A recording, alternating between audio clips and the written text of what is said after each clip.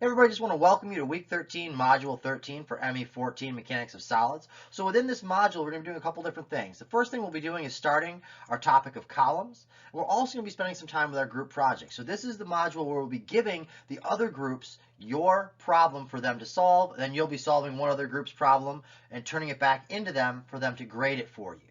So other bookkeeping items for this week, you do have your quiz number 13. This has been posted to Blackboard and it'll be due by Friday at 4 p.m.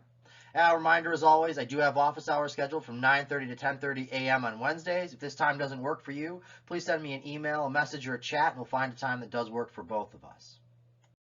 Let's take a minute now to take a look at our schedule for the rest of the semester. So this is our week 13, our module 13. So we'll be looking at chapter 10 in our textbook at the topic of columns. And also, again, this is where you're going to be solving the other group's problem.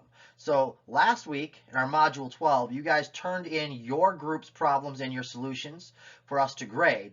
This week, what you'll be doing is you'll be solving one of the other group's problems and turning it back in to them to grade. So again, we also have your quiz number 13. Then moving forward, we have one more full week. Our module 14 on week 14, we'll be looking at chapter 11. And then our last week, chapter 15, we'll be finishing up a couple things with chapter 11 in this week here. This is a short week and our final week 15 for the semester. And this is where you'll need to be turning in your group project presentations. So what this is this is a video of you going through your problem, solving it, and stepping through the solution, similar to what I do in class when I go through example problems. So this is what I'll be expecting for your group project presentations that'll be due that last week in module 15. So I just want to go over the group project in a little bit more detail and take a look at some of the milestones and dates that we've had posted. So we've already completed the first milestone here. So you've already created and formed your teams and submitted this, and we've created the groups on Blackboard. Then last week on Thursday, you submitted your group's problems with your solution via Blackboard assignment. So what's going to happen this week is on module 13, you're going to be solving one of the other group's problems, turning it back into that group. They're going to grade that for you.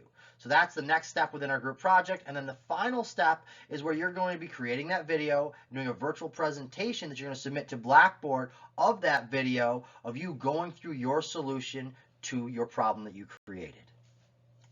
So just a reminder, these are the 9 different teams that we can see here. We have Team UVM, Team Yellow, the Fantastic Four, Mechanics Madness, Torsion Loads, Team Squidward, Alpha, Everything, and the Leftovers. So these are the 9 teams. So again, we're going to be just giving one other group your problem to solve. So I'm going to go through that next and how that organization goes.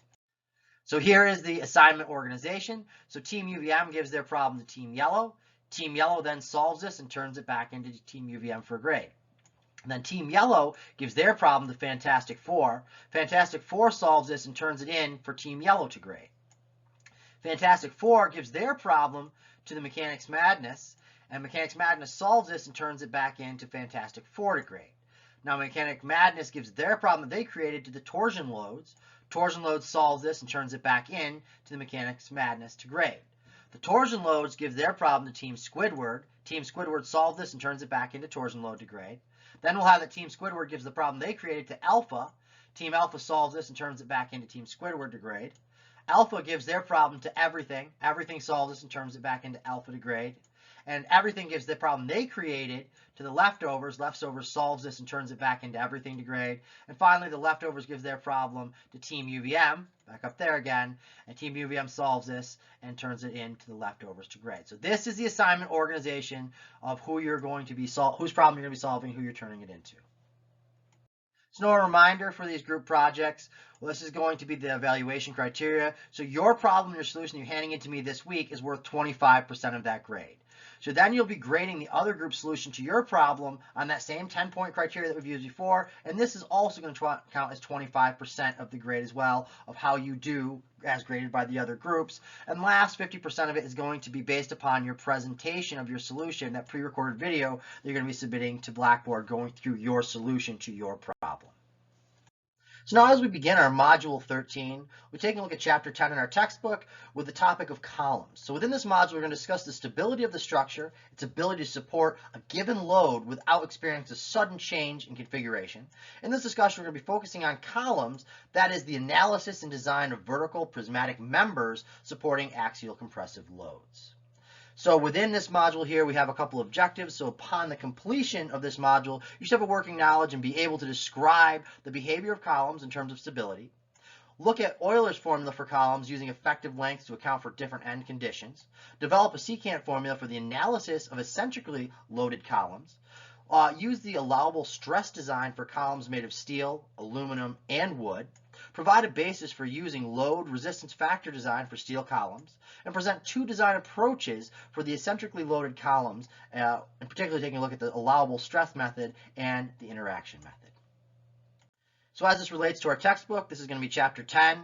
The first module, break this down in 13.1, will be sections 1 and 2 from Chapter 10, and for Module 13.2, this will be sections 3 and 4 from Chapter 10. So we'll be breaking this module down into two different sections, 13.1 and 13.2. For our Module 13.1, taking a look at the topic of columns from Chapter 10, specifically looking at stability and eccentric loading. So within this, we'll be looking at the stability of different structures and talk about eccentric loading and the secant formula. So within this, some activities we'll be doing is going through our theory for the above topics here, talking about some of the governing equations, some practical applications, and then going through some problem solving.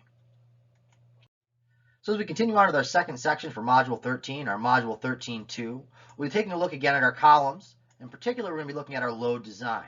So within this here, we're going to be looking at our centric load design as well as our eccentric load design and comparing those two. So within this, we'll be going over our theory related to both of those, our governing equations, looking at some practical applications, and then going through some problem solving.